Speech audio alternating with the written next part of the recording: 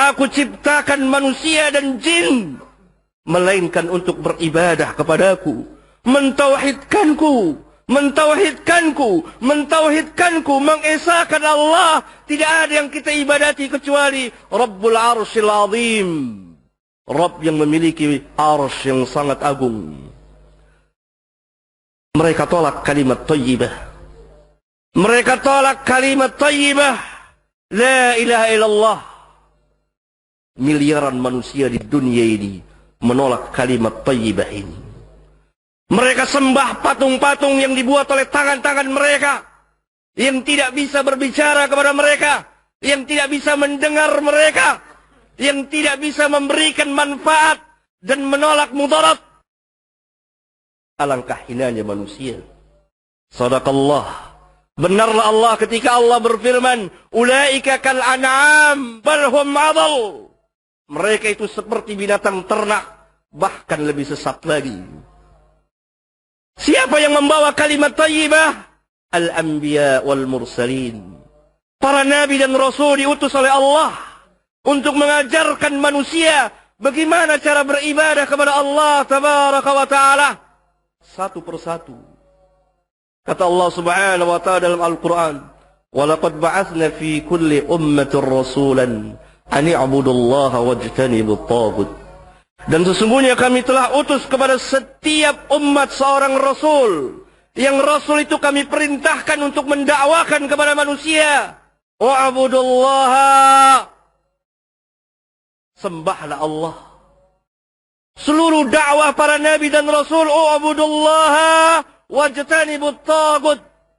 Dan tinggalkan segala sesembahan selain dari Allah. Seluruh para nabi dan rasul yang diakhiri dengan kenabian nabi kita yang mulia Muhammad alaihi wassalatu wassalam. Bahkan Allah seru kepada seluruh umat manusia, ya ayyuhan nasu ubudu rabbakumul ladzi khalaqakum wal ladzina min qablikum la'allakum tattaqun. Wahai manusia, beribadahlah kepada Rabbmu yang telah menciptakan kamu dan menciptakan orang-orang yang sebelum kamu, la'allakum tattaqun. Orang-orang kufar menolak kalimat thayyibah. Mereka juga menolak, mendustakan, mendurhakai para nabi dan rasul yang membawa kalimat thayyibah demi kemaslahatan umat manusia. Oleh karena itu orang-orang kufar dahulu diingatkan oleh Allah, innahum kanu idza qila la ilaha illallah yastakbirun wa yaqulun, dan mereka berkata, a inna latariku alihatina li syairin majnun. Mereka berkata, patutkah kami tinggalkan Tuhan-Tuhan kami demi seorang penyair yang gila? Mereka mengatakan kepada Nabi kita yang mulia, beliau gila. Padahal Allah subhanahu wa ta'ala telah tegaskan bahwa beliau bukan gila. Beliau bukan seorang majnun. Beliau adalah Nabi dan Rasul yang Allah utus untuk seluruh umat manusia. Wa ma arsalnaka illa kafatan linnas. Kami tidak utus engkau melainkan untuk seluruh umat manusia. Dan beliau membawa rahmat bagi sekalian alam. Wa ma arsalnaka illa rahmatan lil alamin. Maka lenyaplah, hancurlah segala bentuk kejahiliahan setelah Allah subhanahu wa ta'ala mengutus beliau membawa dinul Islam yang dibawa juga oleh para nabi dan rasul dari Adam sampai Isa bin Maryam yang diakhiri dengan kenabian beliau alaihi wassalatu wassalam. Islam yang kamil, Islam yang sempurna, Islam yang mengatur hidup dan kehidupan manusia. Dunia mereka diatur, akhirat mereka diatur, sampai buang hajat pun diatur oleh Islam. Apa yang ditinggalkan oleh Islam?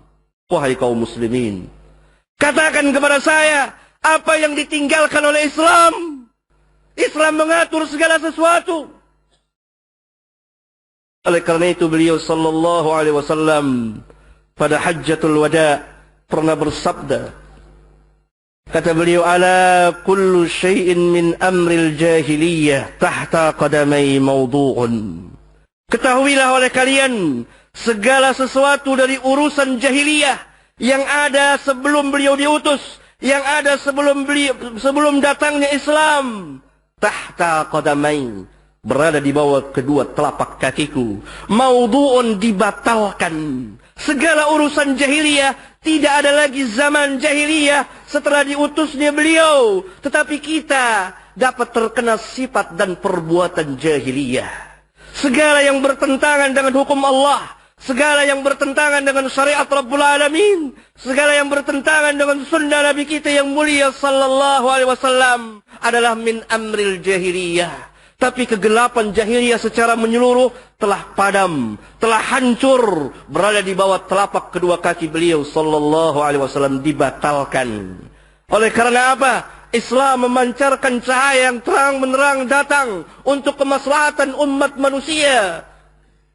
Allah subhanahu wa ta'ala tegaskan, al-yawma akmaltu lakum dinakum wa atmamtu alaikum ni'mati wa raditu lakumul islam dina.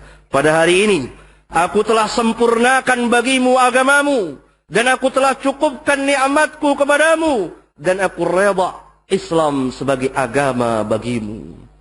Islam yang mana? Berapa banyak kaum muslimin sekarang kebingungan, keheranan. Apakah saya dapat menjadi wakil Islam untuk menunjukkan kepada umat manusia, lihatlah Islam pada diri saya, lihatlah Islam pada keluarga saya, lihatlah Islam pada masyarakat saya.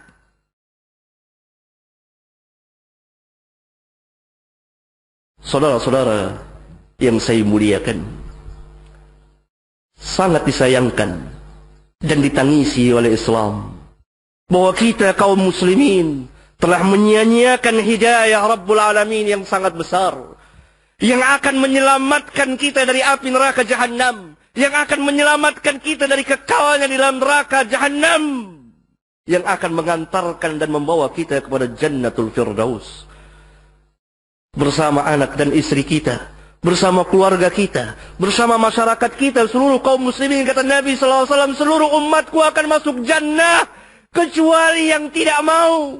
Adakah kaum muslimin yang tidak mau masuk surga? Kullu ummati yadkhulunal jannah. Semua umatku akan masuk surga illa man aba, kecuali orang yang enggan. Alangkah bodohnya kaum muslimin yang tidak mau masuk surga. Para sahabat ditanya, para sahabat bertanya, siapa yang tidak mau? Tidak masuk di akal. Ada orang tidak mau masuk surga, kenikmatan yang luar biasa, yang kekal dan abadi. Kehidupan dunia ini sementara saja. Kehidupan yang kecil, kehidupan yang singkat. Sebentar selesailah perjalanan kita dalam kehidupan dunia ini dan kembali ke alam barzah.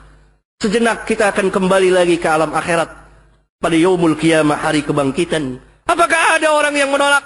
Kata Nabi SAW, orang yang mendurhakai beliau, orang yang tidak mengikuti beliau. Karena seseorang tidak mungkin taat kepada Allah kecuali dia terlebih dahulu taat kepada Rasul. Karena Allah turunkan risalahnya kepada Nabi yang mulia untuk disampaikan kepada umat manusia dan diikuti oleh manusia. Mayyuti'ur Rasul faqad ata Allah. Barang siapa yang taat kepada Rasul, maka sesungguhnya dia telah taat kepada Allah. Mafhum yang dapat kita pahami, orang yang tidak taat kepada Rasul, maka dengan sendirinya dia tidak taat kepada Allah subhanahu wa ta'ala.